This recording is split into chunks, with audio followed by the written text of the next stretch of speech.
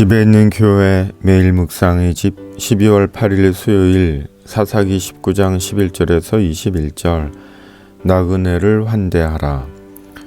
드디어 레위인은 자신의 첩과 하인을 데리고 첩의 아버지의 집을 떠납니다. 그리고 날이 저물어 가자 레위인의 종이 여부스로 가자고 제안합니다. 여부스는 예루살렘의 옛 이름으로 가나안인들이 사는 성읍이었습니다. 이런 이유로 레위인은 여부스 대신 동족 이스라엘 사람들이 사는 성읍인 기브아로 갑니다. 그런데 기브아에서 그들을 영접하는 자가 아무도 없습니다. 그러다 밭일을 마치고 돌아오던 한 노인이 레위인의 일행을 보고는 자기 집으로 초대해 자기 집에서 하룻밤을 유숙하게 합니다. 이스라엘에서 나그네를 초대하고 환대하는 것은 율법이 정한 삶의 규정이었습니다. 그런데 기브아 사람들 중에는 아무도 레위인 일행을 자신의 집으로 초대하지 않았습니다.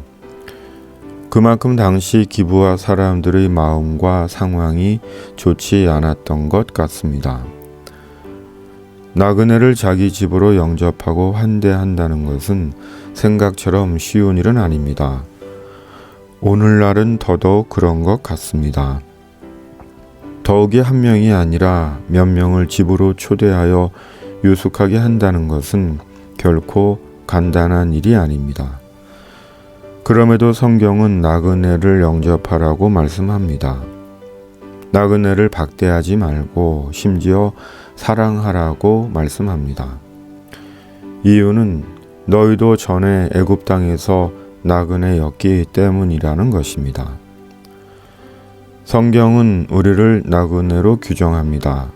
사랑하는 자들아, 거류민과 나그네 같은 너희를 권하노니 영혼을 거슬러 싸우는 육체의 정욕을 제어하라. 우리가 나그네, 거류자요, 외국인이라고 말씀합니다. 곧 지나가는 길손이며 잠시 머무는 사람인 것입니다.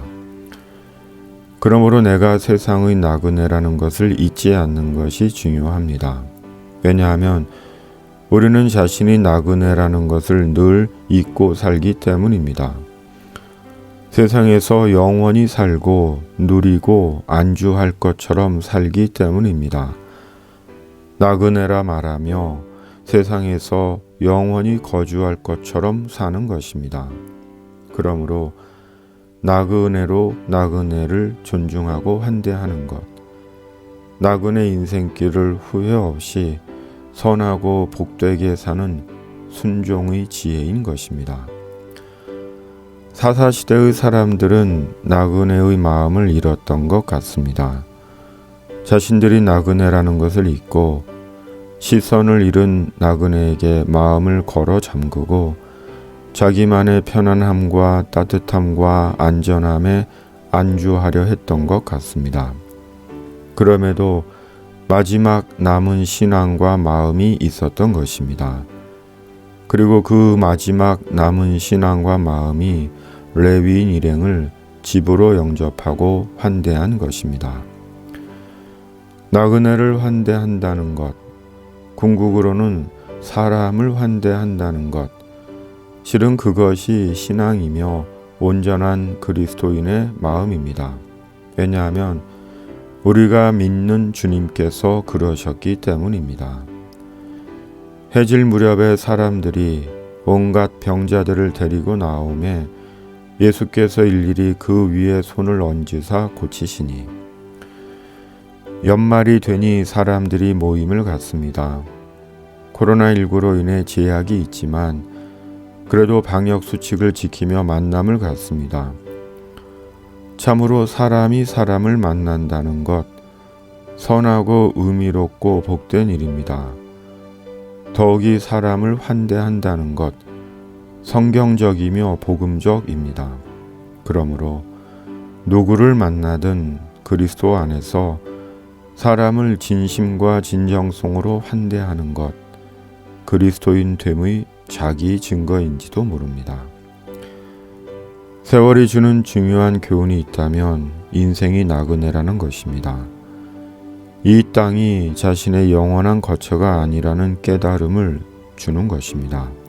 그러므로 나그네로 사는 것입니다. 나그네로 살되 예수님 안에서 사람을 진심과 진정성으로 환대하는 천국의 나그네로 사는 것입니다. 주님, 천국에 이르는 그날까지 주님 안에서 사람을 진심과 진정성으로 대하는 천국의 나그네가 되게 하여 주시옵소서. 예수님의 이름으로 기도드립니다. 아멘.